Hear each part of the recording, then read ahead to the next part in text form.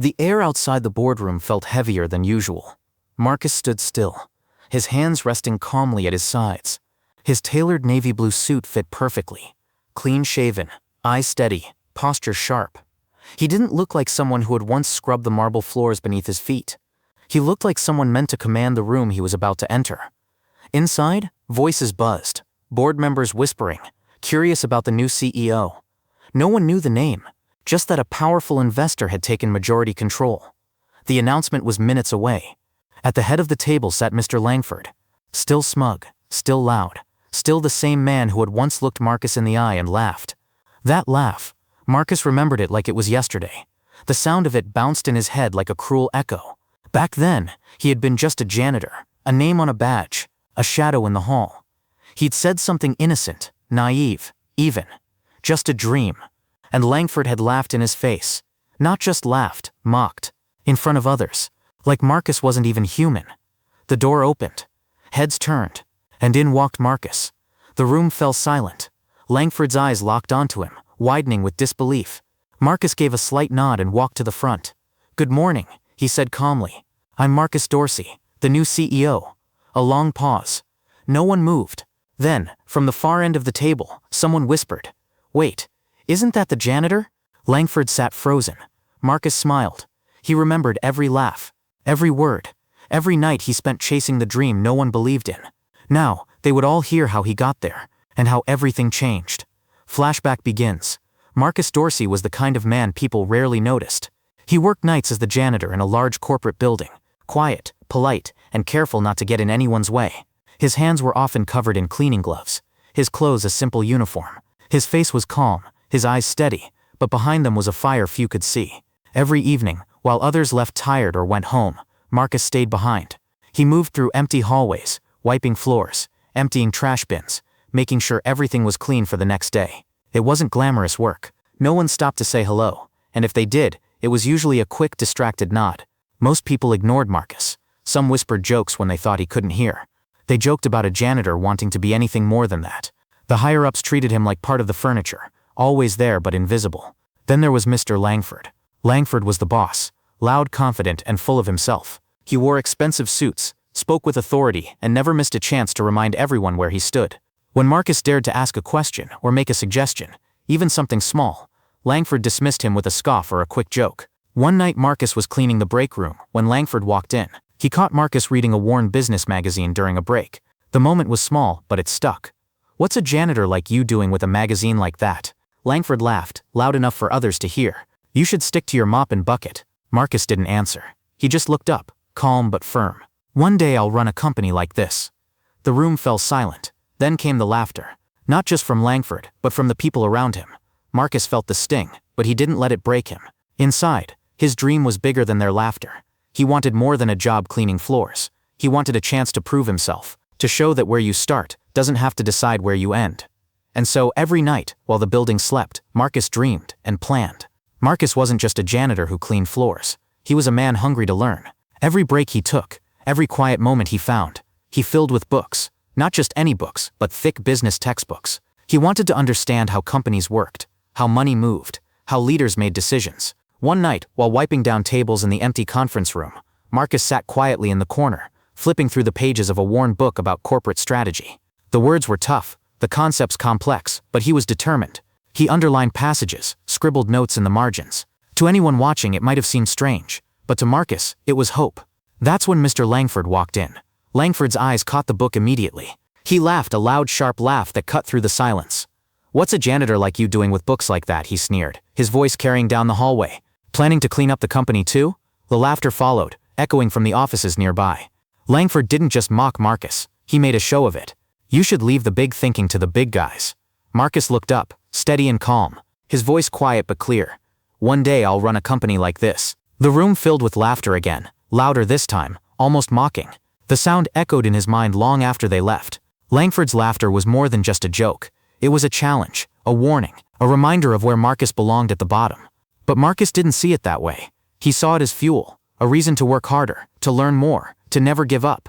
That moment, filled with laughter and doubt, became a turning point. It burned into his memory like a brand, something he could never forget, not because it hurt him, but because it reminded him of what he wanted to prove. Not everyone believed in Marcus, not then, but he believed in himself. And sometimes that's all it takes to start changing everything.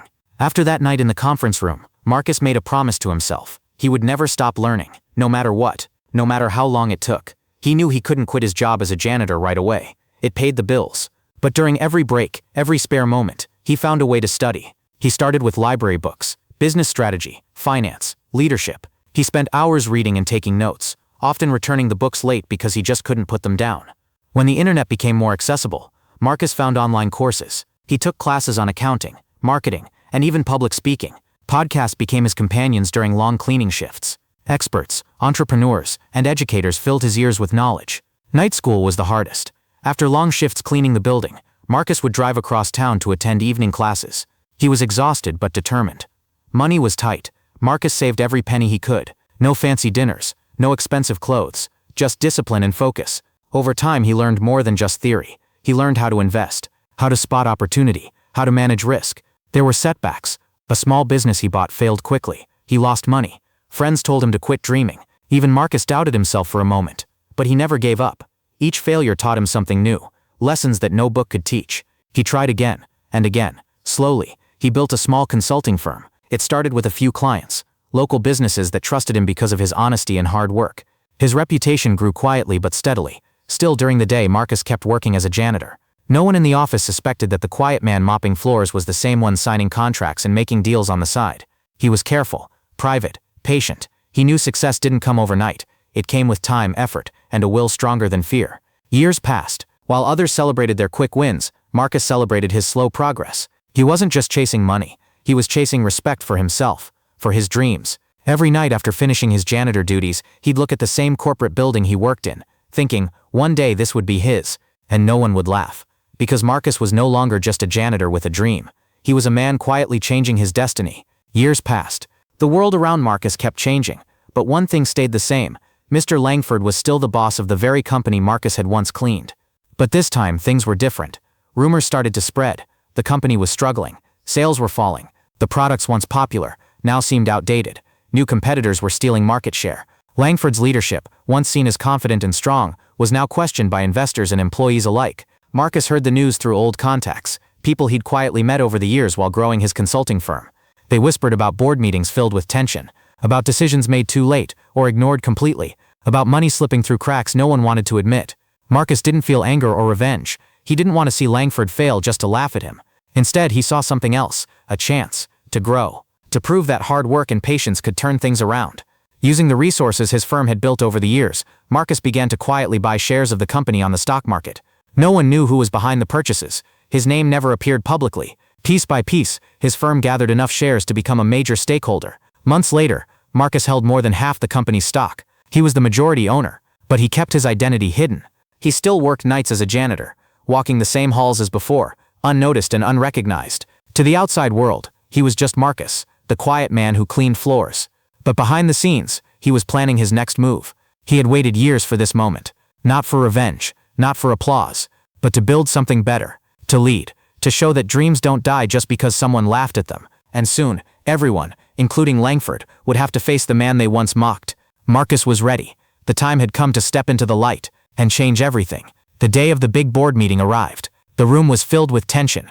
Executives whispered nervously. Investors looked expectantly at their phones. Mr. Langford sat at the head of the table, smiling to himself. He was sure this meeting was about him. Another promotion, a new title, maybe even a raise. He had no idea what was coming. The CEO's office was silent as the clock ticked closer to the announcement. Everyone waited for the doors to open. Then they did. In walked Marcus. Gone was the janitor's uniform. Gone was the invisible man everyone ignored. In its place was a sharp navy blue suit, polished shoes, and a calm, confident step that echoed through the room. Heads turned. Whispers started low, then grew louder. "Is that Marcus, the janitor?" Langford's smile vanished. His eyes widened. Marcus stopped at the front of the room, looked around, and spoke with quiet authority. "Good morning," he said. "I am Marcus Dorsey. As of today, I am the new CEO of this company." Gasps filled the room. Some executives stood in disbelief. Others exchanged shocked glances. Langford's face turned pale. For a moment no one said a word. Langford finally found his voice, though it was shaky. "This must be a mistake," he said. "Marcus, you're a janitor. This is my company." Marcus looked directly at him.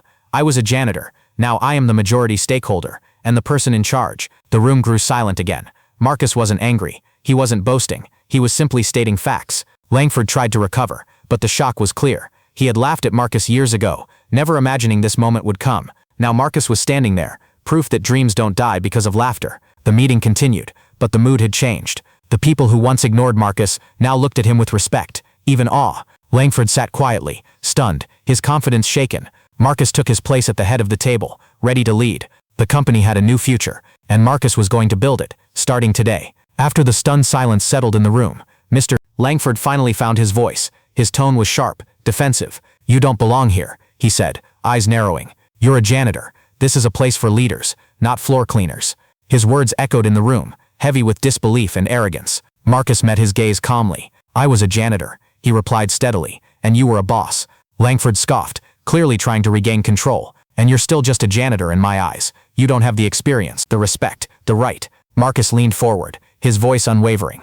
"Now look where we are." There was a weight in those words, one Langford couldn't deny. The company was faltering because of poor leadership. The board was ready for change, and Marcus held the majority stake. But Marcus wasn't interested in revenge. He believed leadership was about more than power. It was about growth, respect, and learning. So instead of firing Langford, Marcus made a surprising choice. He demoted him. Langford would no longer be CEO. He would take a lower role, one where he could learn humility, responsibility, and perhaps one day prove himself again. Langford's face twisted with shock and anger. He argued, begged, and tried to convince Marcus otherwise, but Marcus held firm. "Leadership isn't about where you start," Marcus said quietly. "It's about how you grow. You'll have time to learn." The board members watched, many nodding in approval. They saw in Marcus something rare, a leader who understood patience and strength.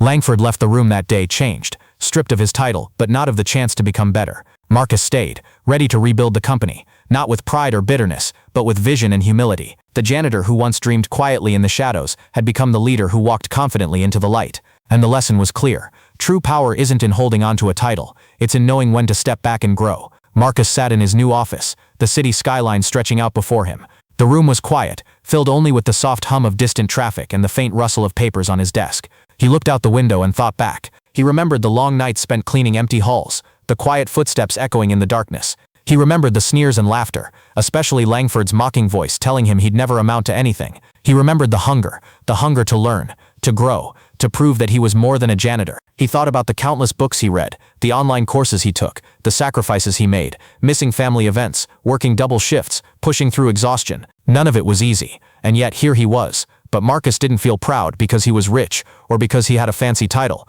He felt proud because he never gave up, because when others laughed, he chose to learn. When doors closed, he found another way. When doubt surrounded him, he held on to his dream. Success, he realized, wasn't about money or power. It was about resilience, about quiet determination, about believing in yourself even when no one else does. Marcus smiled softly, knowing this was only the beginning. He wasn't just a CEO now. He was proof that no matter where you start, your future is yours to create, and that sometimes, the biggest dreams come from the most unlikely places. He turned from the window, ready to build the future he had always imagined, one step at a time. True strength isn't about where you start in life. It's about how far you're willing to go, no matter the obstacles. Marcus's story shows us that dreams don't have a limit, and no one should ever be laughed at for believing in themselves. Sometimes, the person you mock today might be the one leading tomorrow. So remember this. Never underestimate someone's dream, because it could be the very thing that changes everything, for them and for everyone around them.